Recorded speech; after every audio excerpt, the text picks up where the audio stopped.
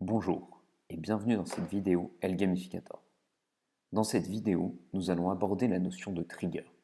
Ce concept est très important si vous voulez comprendre comment inciter les utilisateurs à se connecter à votre application. D'abord, une définition du trigger. Les triggers sont des incitations à passer à l'action. On parle aussi de call to action.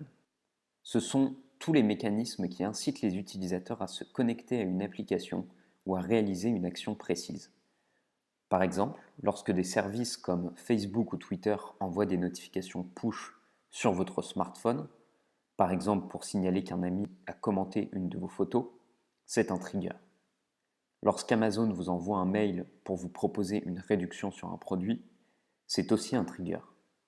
Dans les deux cas, l'objectif est de faire revenir l'utilisateur sur le site. Selon le modèle comportemental de BJ Fogg, pour qu'un individu réalise un comportement, il y a 3 conditions. Premièrement, la motivation, avoir envie de réaliser l'action. Deuxièmement, la capacité. Il ne faut pas que le comportement soit trop difficile à réaliser. Et enfin, il faut un trigger qui appelle à l'action. Par exemple, un SMS, un email ou une notification push sur un smartphone.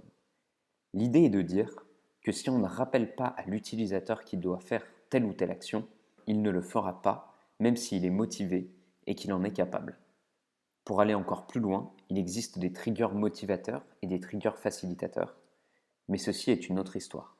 Rappelez-vous simplement qu'un trigger est une incitation à se connecter à un service. Pour illustrer le principe des triggers, nous allons explorer rapidement ceux utilisés dans l'industrie des jeux sociaux. Les jeux sociaux sont des mines de triggers. Ils utilisent notamment le pouvoir du multijoueur et des récompenses pour fournir de nombreux prétextes à la connexion. Il y a tout d'abord les triggers sociaux, que ce soit pour la coopération, demande d'aide d'un ami par exemple, ou pour la compétition, comme une invitation à un challenge. Les jeux sociaux fournissent aux joueurs de nombreux prétextes à revenir sur l'application. Autre technique emblématique des jeux vidéo, les rewards. Ils agissent aussi comme des triggers. L'un des jeux très connus du moment, Clash Royale, déclenche un compte à rebours de plusieurs heures avant de pouvoir ouvrir des coffres contenant des récompenses. Le compte à rebours terminé, l'application envoie une notification push à l'utilisateur pour inciter le joueur à se reconnecter et collecter sa récompense. Maintenant, nous allons découvrir comment un certain type de trigger, les triggers internes, peuvent se révéler être une arme extrêmement efficace pour créer des habitudes. Au début d'une expérience, les triggers sont externes. Une notification push sur le téléphone, un email ou encore un SMS par exemple. Le trigger est alors une alarme extérieure. Mais parfois, un trigger devient interne. En ressentant une émotion dans un contexte donné, ennui, peur, euphorie, etc., l'individu se connecte à un service parce qu'il associe la situation à l'utilisation du service. À chaque fois que l'individu se retrouve dans cette situation précise, il ouvre son application. C'est le processus de trigger interne décrit par Nireyal dans son article saisissant sur Instagram. Nireyal explique le principe des triggers internes à travers le cas d'Instagram. Selon lui, les triggers internes sont des émotions qui poussent les utilisateurs à se connecter à un service. Par exemple, l'anxiété peut être corrélée à l'utilisation de Facebook. L'ennui peut pousser à se connecter à des services comme Twitter ou à des sites d'actualité.